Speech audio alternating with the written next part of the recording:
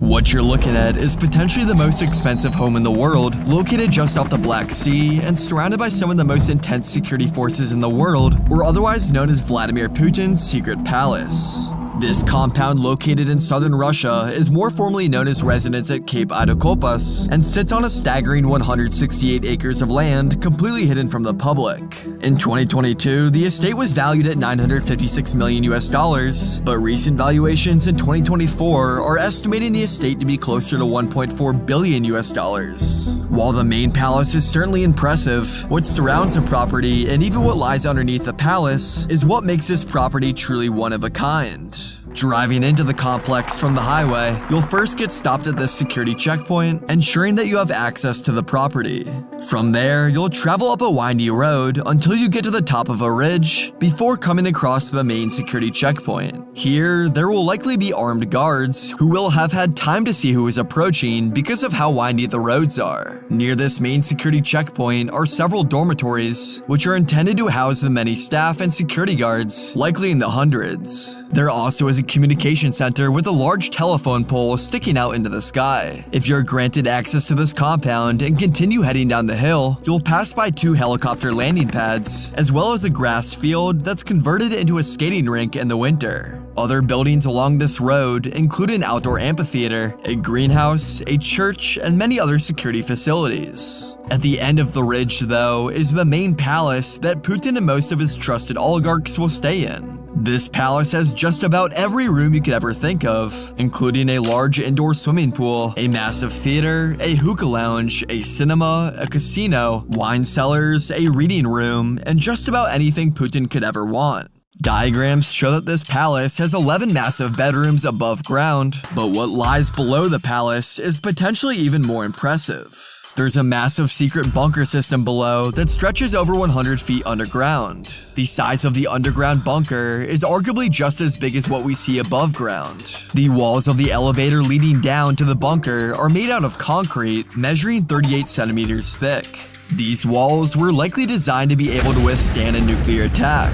Inside the bunker are many ventilation shafts in the case of a chemical attack that could put poison into the air. Additionally, there's a fresh water supply, sewage system, and even a fire prevention system. Underground, there's 2 long tunnels that lead to the Black Sea in the event that Putin would need to be able to escape. You can even see the exit to these tunnels along the cliffside. Along the Black Sea, a stone barrier protects Putin's massive boat dock that could store any of his yachts, or even Russian military vessels that could be used in order to escape.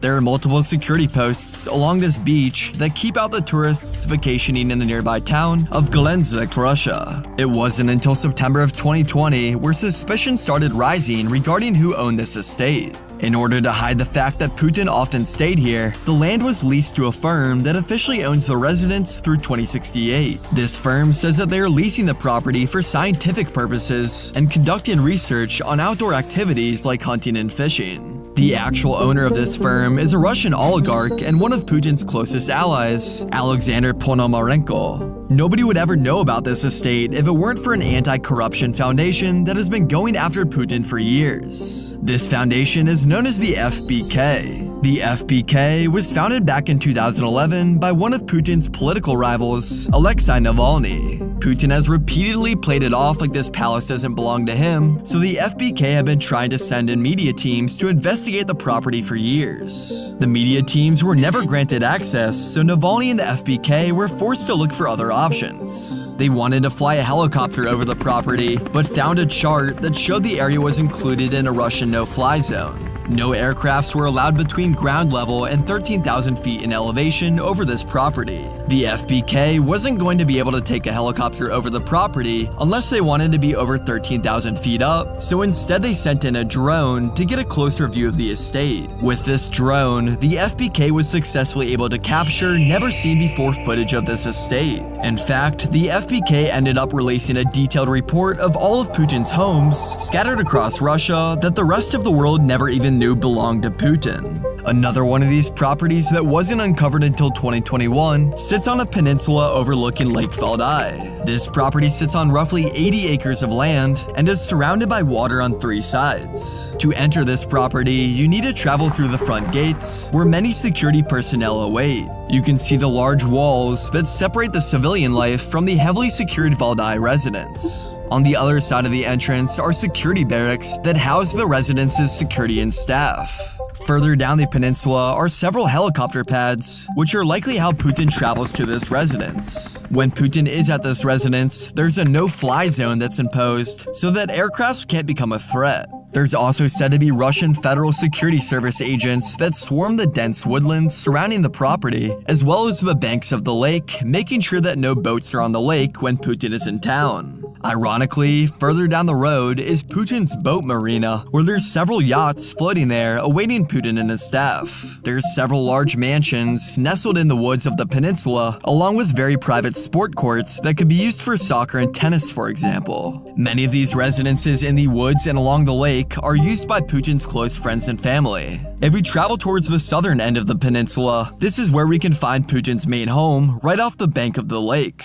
This mansion takes up 38,000 square feet and has some extremely luxurious rooms. There's an indoor pool and spa, several beautiful bedrooms, including one for Putin's ex-wife, grand staircases, study rooms, music lounges, and several different dining and living rooms. There's also a secret playground in the woods for Putin's kids to enjoy. Then if we move down some more, we can see that there's a Chinese-inspired pavilion for Putin and his family to enjoy. It's likely that this Chinese pavilion is used for either guests coming from Asia or simply as a tea house for Putin and his family. Putin also has his own spa complex on this peninsula where Putin can enjoy massages, mud baths, and even receive beauty treatments in secrecy. Putin is also said to host VIP concerts for himself here, where this photograph shows party lights radiating off the trees on the peninsula. This residence has been in the news lately for obtaining new air defense systems as Ukraine has been upping their missile and drone attacks against Russia. Putin spends a large portion of his summer at this residence, and up until recently, the Valdai residence didn't have all the necessary equipment to defend itself against air attacks. New satellite imagery shows brand new missile defense systems placed near Putin's Valdai residence. These Panzer S-1 systems are meant to defend against short-range cruise missiles and drones, suggesting that they were put in place to defend against Ukraine counterattacks. Another place where Russia has increased their missile defense capabilities is in Sochi, Russia. Putin has a residence here, which is named Bolsharav Ruchi, or more commonly known as Putin's dacha.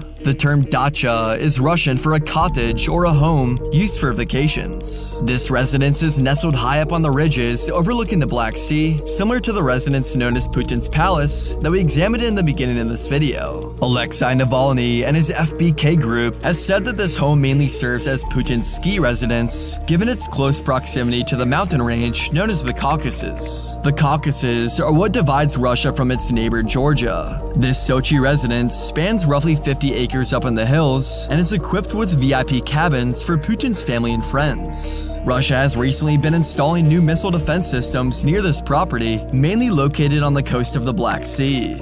There's not a ton of information about this property, mainly because Putin only comes here once or twice a year. A property of Putin's where he stays extremely often, though, is closer to Moscow. Putin spends the majority of his time here, given its close proximity to the nation's capital, Moscow. However, Putin doesn't even travel into Moscow very often, given how bad the traffic apparently is. Putin does have other modes of transportation available to travel out of this residence. There's a train station less than a kilometer away that can service Putin's 22-car bulletproof train. Additionally, there's 2 helicopter landing pads, one being just on the other side of the river. An architect who was working on the estate in 2021 claims that the residence has a 6-story reception building with an ice skating rink, as well as a private hospital for Putin and his family. Putin actually stayed here for the vast majority of the COVID pandemic, given how close he was to some of Russia's top doctors. There's 18-foot tall walls that surround this estate, along with security cameras that are placed 10 meters or roughly 33 feet apart from each other. When other world leaders come to visit Putin in Russia, he usually invites them to come meet him at this residence. In 2002, George W. Bush and his wife Laura met Putin at this residence, as well as Barack Obama back in 2009. When Putin does rarely travel into Moscow, he is able to stay at the Kremlin Grand Palace. Since 1991, the Grand Kremlin Palace has been home to the President of Russia, which from 2000 to 2008, and then from 2012 until the present, has been Vladimir Putin. The Moscow Kremlin is a massive complex of 15 buildings, 20 security towers, and more than 1.5 miles of walls that are up to 21 feet thick.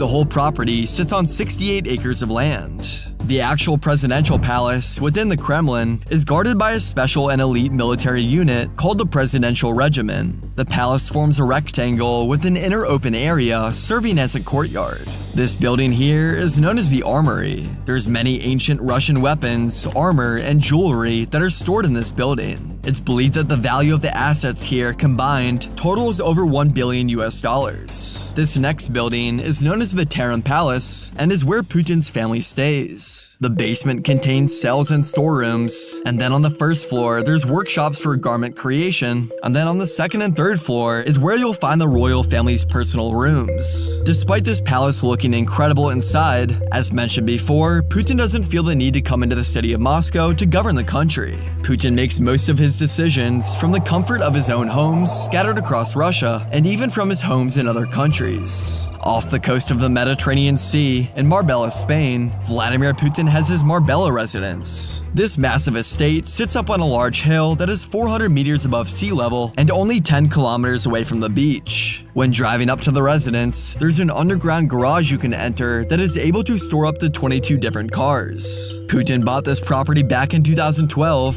for 35 million euros, or roughly $38 million US.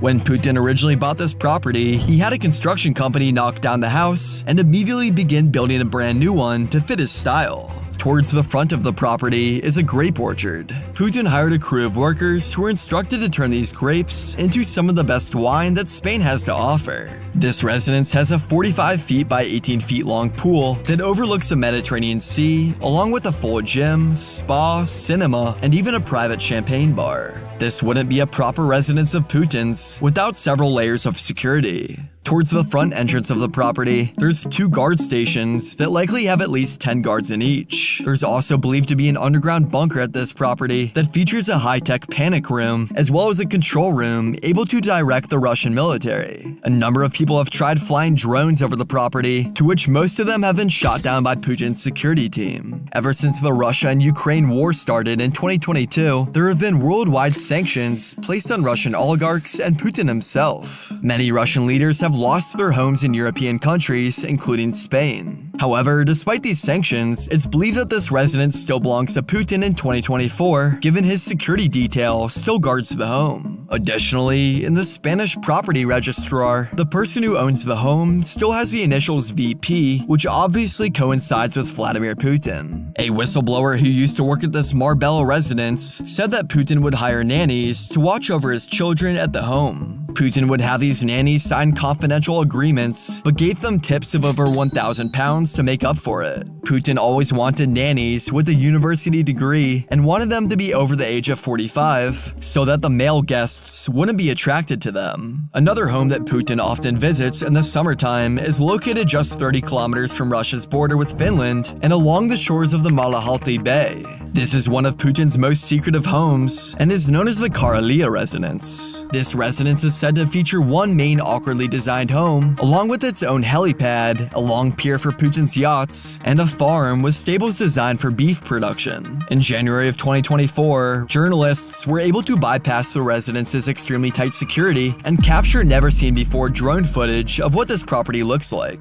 Local residents say that Putin visits this residence at least once a year. While this property is still mostly unknown to the public, it's believed that there's an air defense system hidden under this green structure, which is meant to blend in with its surroundings. It's also believed that this structure has an underground entrance to the main home on the property. There's also a circular gazebo on the property that has great views of a 13-foot waterfall. There's a hotel just a few kilometers away that's allegedly owned by Yuri Kovalchuk, a very close friend of Putin and the man who is believed to be Putin's personal banker. Kovalchuk is said to manage all of Putin's properties, most notably Putin's palace on the Black Sea and his mansion along the water known as the Valdai residence. When Putin actually visits this residence, the local security guards get replaced by the Russian Federal State Security Force. The neighboring islands all get blocked off, and the property gets covered with electric fences. Sneaking into this property, or any of Putin's properties for that matter, is nearly impossible. When Putin isn't staying at these properties, he usually invites other Russian leaders to live in these residences. Many people don't even know who these other leaders are, especially the leader who controls the central bank of Russia. This leader is known to be the most powerful woman in Russia, and you can find out exactly who she is and how she became Russia's most powerful woman in this video right here.